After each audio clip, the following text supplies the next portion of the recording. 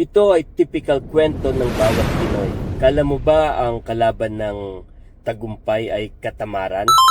No. Minsan, ang sobrang kasipagan. Minsan, tinawagan ako ng kakilala ko, hindi para mga musta, kundi nangangailangan siya ng tulong. Financial. Breadwinner siya. Walang reklamo, puro trabaho, walang pahinga, routine niya, trabaho, uuwi, tulog, gising, trabaho ulit.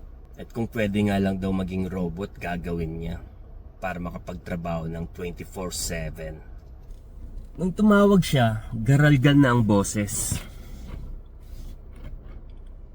Kakaiba na nga yung nakakaawa. Sabi niya, alam mo, ang dami ko nang iniinda, sabi niya.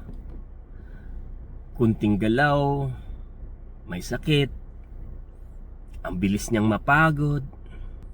Di niya na nga alam kung anong gagawin eh. Kaya kung may kakilala kang ganito, sobrang sipag, pakiremind siya. Kahit ang computer kailangan magpahinga. Kahit ang appliances umiinit pag overuse. How much more ang katawan ng tao.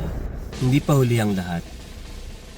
Tandaan natin na health is wealth at may Panginoon tayo na tutulong sa atin. He is just a prayer away.